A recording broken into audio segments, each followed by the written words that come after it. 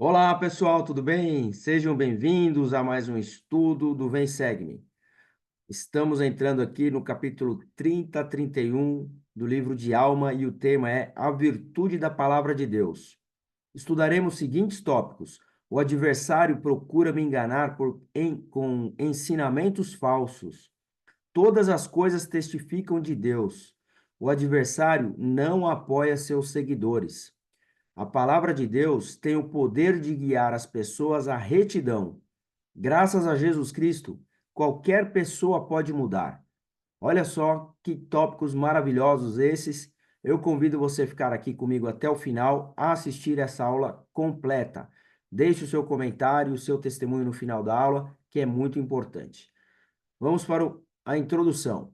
As histórias que se encontram em Alma 30 e 31 demonstram claramente o poder das palavras, tanto para o bem como para o mal.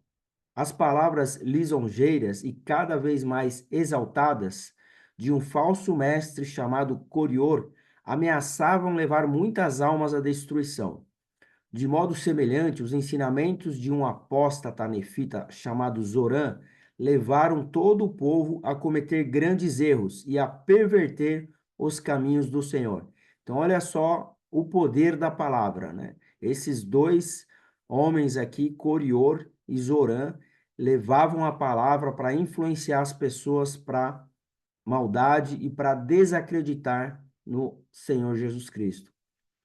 Alma, por outro lado, tinha uma fé inabalável de que a palavra de Deus surtia um efeito mais poderoso sobre a mente do povo do que a espada ou qualquer outra coisa. Então, Alma acreditava que mais poderoso do que uma espada seria a palavra de Deus. As palavras de Alma declaravam verdades eternas e invocavam os poderes de Jesus Cristo para silenciar Corior. Elas pediam sua bênção sobre aqueles que tinham ido com ele para trazer os oramitas de volta à verdade. Esses são os exemplos valiosos para os seguidores de Cristo dos dias de hoje, quando mensagens falsas são tão comuns. Podemos encontrar a verdade quando confiamos, como fez Alma, na virtude da palavra de Deus.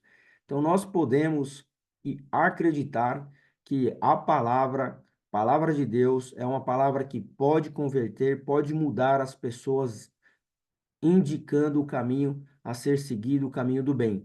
Assim como existe também aqueles enganadores, aqueles falsos profetas, aquelas pessoas que falam palavras do mal, aquelas palavras que te desanimam e que querem te desviar do caminho. Então é sobre isso que nós vamos estar falando hoje e eu convido você a ficar aqui comigo. O primeiro tópico é: o adversário procura me enganar com ensinamentos falsos. Então, nós sabemos que existe um plano de salvação, existe Jesus Cristo que foi enviado por Deus para realizar a sua obra aqui na terra e foi o nosso Salvador. Mas, porém, existe o inimigo, existe a oposição, né? E é até bom que exista oposição em todas as coisas para que nós possamos ser provados.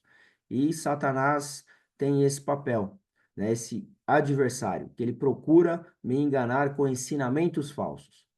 E aí nós vamos ler as escrituras. E eu gosto de colocar as escrituras aqui para que nós possamos beber juntos da água da fonte. Vamos estudar juntos as escrituras aqui e ler exatamente como está escrito na escritura, para que não fique nada aqui sem a gente poder estudar juntos. Alma 30 diz: E esse anticristo, cujo nome era Corior, sobre quem a lei não tinha poder algum, começou a pregar ao povo que nenhum Cristo haveria, e pregava da seguinte maneira, dizendo: Ó vós que estáis presos a uma louca e vã esperança, por que vos submeteis a semelhantes loucuras? Por que esperais por um Cristo? Porque nenhum homem pode saber de que qualquer coisa que esteja por acontecer?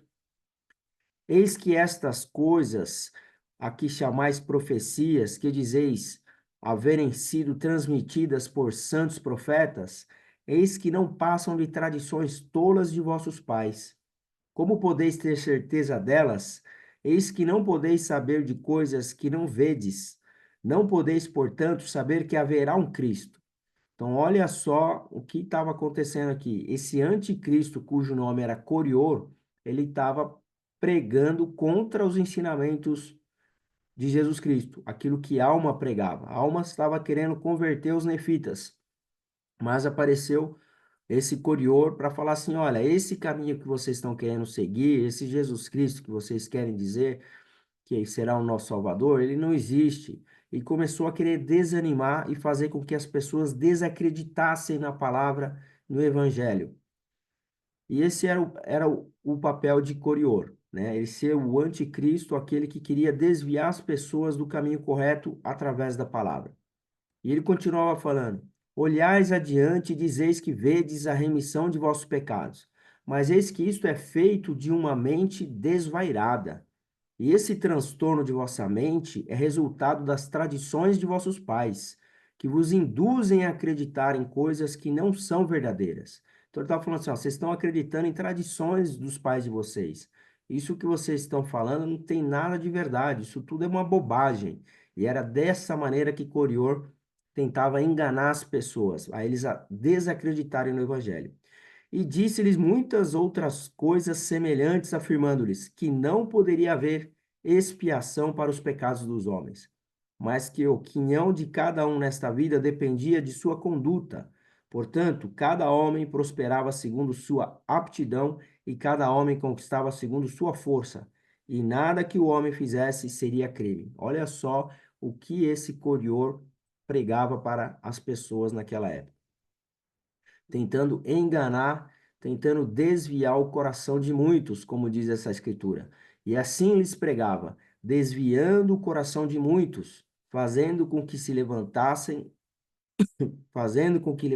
a cabeça em sua iniquidade, sim, induzindo muitas mulheres e também homens a cometerem devassidão, dizendo-lhes que quando o homem morria, tudo se acabava. Então ele estava querendo realmente desanimar o povo ali, falando: meu, vocês estão num caminho que não tem nada a ver.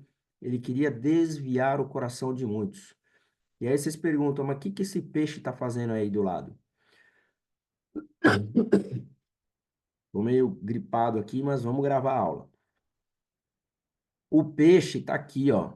É uma isca falsa. Esse peixe aqui é uma isca falsa que os pescadores utilizam quando eles querem pescar os peixes. Então, eles colocam essa isca e aí eles fazem aquele movimento com a vara, juntamente com essa isca, como se essa isca fosse um peixe de verdade.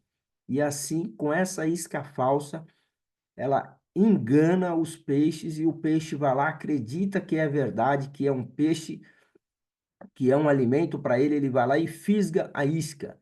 Quando ele fisga aquela isca, acreditando que é um peixe de verdade, o que acontece? Ele cai e morde a isca, sabendo que é um peixe falso, e ali ele é preso pela sua boca. Então, assim, essa isca falsa representa esses falsos ensinamentos desses homens que querem desviar aqueles seguidores de Jesus Cristo. Esses homens são essas iscas falsas. Eles fazem de tudo para te enganar, para falar assim: olha, o que que você vai fazer na igreja? Você está fazendo o que na igreja? Vai fazer o quê? Basta você escolher o que é certo. Você não precisa ter religião. Basta você seguir a Cristo da sua casa, né? As pessoas esquecem que existem as ordenanças que precisam ser realizadas na igreja, precisa tomar o sacramento, precisa realizar a ordenança do batismo. Então eles ficam enganando o povo para que o povo não vá à igreja, para que o povo não acredite nas palavras, nos ensinamentos do Evangelho de Jesus Cristo, assim como essa isca engana um peixe debaixo da água. Então, nós precisamos tomar cuidado com aquelas pessoas que são iscas querendo enganar a cada um de nós. E continua: e ele falou usando palavras cada vez mais exaltadas diante de Alma. E insultou os sacerdotes e mestres, acusando-os de desviarem o povo, segundo as tolas tradições de seus pais, para saciarem-se com o trabalho do povo. Disse-lhe então Alma: tu sabes que não nos saciamos com o trabalho deste povo, porque eis que tenho trabalhado desde o começo do governo dos juízes até agora com minhas próprias mãos, para o meu sustento, apesar de minhas inúmeras viagens por toda a terra, a fim de pregar a palavra de Deus a meu povo. Então ele falou: olha, tu sabes exatamente aquilo que eu tenho feito. E não obstante os muitos trabalhos que fiz na igreja, Aqui é a alma que está falando das coisas que ele pregou e das coisas que ele tem feito na igreja. Nunca recebi um tostão, um senine que fosse por meu trabalho, nem tampouco qualquer de meus irmãos, a não ser na cadeira de juiz, e então recebemos apenas o estipulado por lei pelo nosso tempo. E agora, se nada recebemos pelos nossos trabalhos na igreja, que proveito temos em trabalhar na igreja, a não ser divulgar a verdade, a fim de nos regozijarmos com a alegria de nossos irmãos? Então, ou seja, a gente não trabalha aqui pregando a palavra, falando do evangelho para as pessoas em troca de dinheiro, nada disso. O que a gente quer é fazer, é levar a verdade para todas as pessoas, assim como Alma estava fazendo e assim como eu faço aqui através desse canal. O objetivo aqui é levar a verdade para as pessoas e essa verdade, sem a gente ganhar um tostão com isso, faz o quê? Faz com que a gente sinta alegria ao ver os nossos irmãos aceitando o evangelho. Próximo tópico. Todas as coisas testificam de Deus. Alma 30. Perguntou-lhe então Alma: acreditas que existe um Deus? Então a Alma estava de frente aí com o Corioro. E ele perguntou: acredita que existe um Deus? Ele respondeu: não. Disse-lhe então Alma: negarás outra vez que exista um Deus e negarás também o Cristo? Pois eis que te digo que sei que existe um Deus e também que o Cristo virá. Ele prestou testemunho dele aqui. E agora, que provas tens de que Deus não existe ou de que Cristo não virá? Afirmo-te que nenhuma tens, a não ser a tua própria palavra. Então, a primeira coisa que a alma fez aqui foi prestar o testemunho de que existia um Deus para ele. Então disse Corior a alma. Então, assim, aquele que estava pregando o evangelho era a alma e aquele que estava querendo desviar as pessoas do caminho era Corior. Então, os dois estavam de frente aqui debatendo sobre a existência de um Deus. E aí disse Corior à alma: se me mostrares um sinal que me convença de que existe um Deus, sim, se me mostrares de que tem poder, que ele tem poder, eu então me convencerei da veracidade de tuas palavras. Mas disse-lhe a alma: tu já tiveste muitos sinais, queres ainda tentar a teu Deus?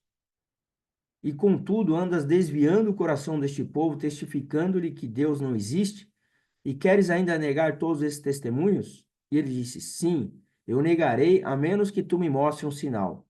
E aconteceu que a alma lhe disse: eis que eu estou aflito pela tua dureza, pela dureza de teu coração. Sim, por ainda resistires ao espírito da verdade, o que poderá destruir-te a tua alma. Então, a alma estava preocupada aqui com a falta de fé de Corior, porque ele estava realmente duvidando da existência aqui de um Deus. E a alma falou: olha, você está duvidando, está querendo um sinal, isso pode ser um problema para você. E Corior, estendendo a mão, escreveu: sei que estou mudo, porque não posso falar, e sei que nada, a não ser o poder de Deus, poderia fazer-me isto. Sim, e eu sempre soube que existia um Deus. Olha só, quando ele pediu um sinal para que ele recebesse uma revelação de que existisse um Deus, o que aconteceu? Corior, ele deixou de falar e começou a ficar mudo. Ele ficou mudo. Esse foi o sinal que ele estava pedindo, né? Ele estava pedindo um sinal para Deus, para que ele pudesse acreditar. E aí Deus fez com que ele ficasse mudo. Mas eis que o diabo me enganou, porque me apareceu na forma de um anjo e disse-me: vai e regenera esse povo, porque todos se perderam, seguindo um Deus desconhecido. E ele disse-me: Deus não existe, sim, e ensinou-me o que eu deveria dizer. Então, olha só, o diabo foi lá e desviou Corior do caminho e falou para ele que as coisas que ele deveriam fazer. Então, todo aquela pregação de Corior contra a palavra de Deus, ele estava se servindo, né? Ele estava servindo nada mais, nada menos do que o diabo, que foi lá e mostrou para ele as coisas que ele deveria fazer para desviar as pessoas do caminho. Então, isso ele escreveu aí porque ele não estava podendo falar, porque ele recebeu um sinal, né? Ou seja, os adversários não apoiam seus seguidores. Então, nós temos aqui um próximo tópico que a gente vai aprender sobre isso, né? Quando você segue o diabo, né? Quando você é um seguidor desse caminho do mal que vai te levar para um caminho de destruição, ele não vai te acompanhar. A hora que você estiver no fundo do poço, quando você estiver lá no fundo do poço, o diabo não vai te ajudar, ele não vai estender a mão para você e vai te levantar. É a mesma coisa que você andar com escorpião. Sabe o que acontece quando você anda com escorpião? Você tem a certeza que você vai ser mordido no final. Essa é a única certeza que você tem. Você anda com escorpião, lá no final você vai tomar uma mordida. Então, o diabo é exatamente isso. Você anda com ele, você acha que você está se dando bem, mas no final ele vai ver você no fundo do poço, não vai te estender a mão para te ajudar. E ele continua a escritura. E aconteceu que a maldição não foi tirada de Corior, mas ele foi expulso e ia de casa em casa mendigando alimento. Olha só, ele se tornou um mendigo indo de casa em casa pedindo alimento. E ele não tinha voltado a falar, a maldição ainda continuava com ele. Ora, a notícia de que havia sucedido a Corior foi imediatamente anunciada em toda a terra.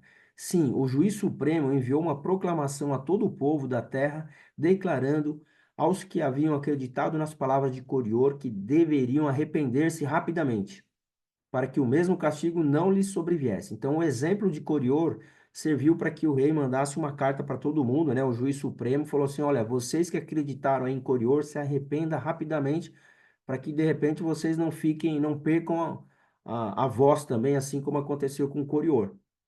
E o que aconteceu com ele, todo mundo ficou sabendo rapidamente. E aconteceu que todos se convenceram da iniquidade de Corior. Portanto, todos se converteram novamente ao Senhor, e isto pôs fim à iniquidade pregada por Corior. Então, ou seja, as coisas cessaram ali. Depois que aconteceu isso com Corior, as pessoas viram a presença de Deus nessa maldição aí que aconteceu com ele, que ele deixou de falar. O juiz supremo aí mandou uma carta para todo mundo para que eles pudessem se arrepender. E foi exatamente isso que aconteceu. As pessoas se arrependeram e se converteram novamente ao Senhor. E Corior ia de casa em casa mendigando comida para o seu sustento. Olha só a situação de Corior.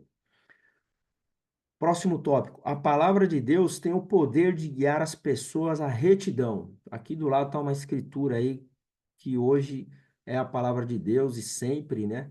É a palavra de Deus para que nós possamos ler, estudar sobre a palavra de Deus que vai nos guiar. Como diz aqui o tópico. A palavra de Deus tem o poder de guiar as pessoas. Então, se você precisa tomar uma decisão importante na sua vida, precisa de um direcionamento, leia as escrituras, você vai ter clareza do que você precisa fazer. Ora, como a pregação da palavra exercia uma grande influência sobre o povo, levando-o a praticar o que era justo, sim, surtia um efeito mais poderoso sobre a mente do povo do que a espada, ou qualquer outra coisa que lhe houvesse acontecido. A alma, portanto, pensou que seria aconselhável pôr à prova a virtude da palavra de Deus.